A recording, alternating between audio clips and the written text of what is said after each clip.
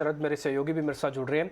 असल में हुआ क्या कि जेफरीज ने स्मॉल कैप को लेकर एक स्ट्रेटजी बनाई है। भारत के स्मॉल कैप के मल्टी बैगर बनाने की रफ्तार में अब वो भी शामिल हो रहे हैं और कह रहे हैं कि दुनिया में सबसे तेज़ी इन्हीं सब शेयर्स में देखने को मिल सकती है।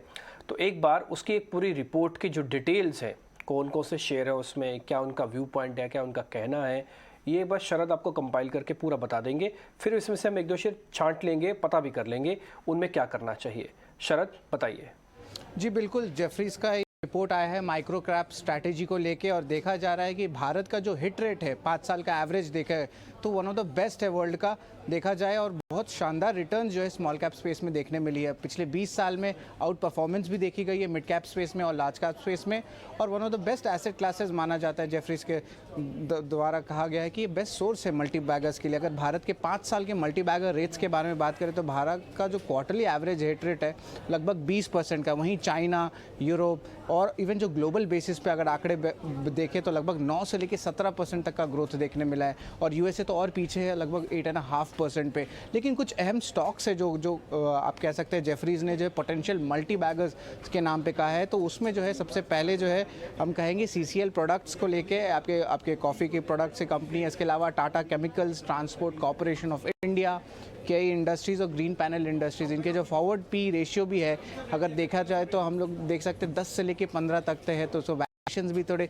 इंटरेस्टिंग देख रहे हैं। और जो ईपीएस सीएजीआर है वो लगभग 18 to 25% का जो ग्रोथ इन 5 स्टॉक्स में देखने मिल रहे हैं। और दूसरा सेट ऑफ 5 स्टॉक्स रहेगा आपका वीआरएल लॉजिस्टिक्स, जामना ऑटो, ट्राइडेंट, एक्सो नोबल जो आपके इंडस्ट्रियल पेंट की कंपनी है, और आखिर में दीपक नाइट्रेट। तो ये जो 5 स्टॉक्स है ये भी जो है आपके टॉप 10 मल्टी बैगर स्टॉक्स के जो यूनिवर्स है जेफरीज की उसमें आते हैं।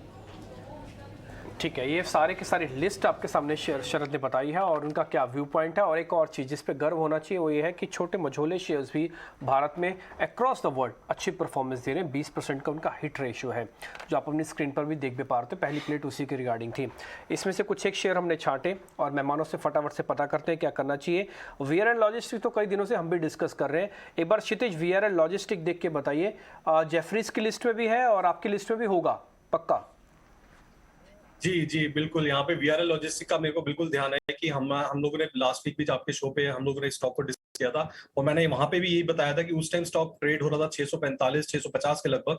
तो मैंने ये कहा था कि पुल बैक की वेट करनी चाहिए फ्रेश पोजीशंस बिल्डअप करने के लिए। तो आज वो पुल बैक पिछले सेशन में और आज के सेशन में हमें देखने को मिल गया है। तो मुझे लगता है this is a right time to enter into VRL logistic for any long position. यहाँ पे एक अच्छे पुल बैक के बाद मुझे लगता है एक बार 660 के लेवल यहाँ पे टूटते हैं तो एक अच्छा रैली दोबारा से मोमेंटम कैच करेगा।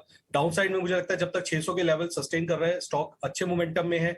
वीकली चार्ट्स बहुत अच्छे दिख रहे हैं, यहाँ पे मंथली चार्ट्स काफी अच्छे दिख रहे हैं, higher high higher low kind of pattern. तो मोमेंटम एक अच्छा मेंटेन कर रहा है वीआरएल लॉजिस्टिक। तो करंट लेवल पे मैं यहाँ पे बाय करने की सलाह दूंगा वीआरएल लॉजिस्टिक्स में। ओके, इसी लिस्ट में हमने कई सारे स्टॉक्स डिस्कस भी किए और मल्टी बैगर की कैटेगरी में ट्राइडेंट, दीपक नाइट्राइट जैसे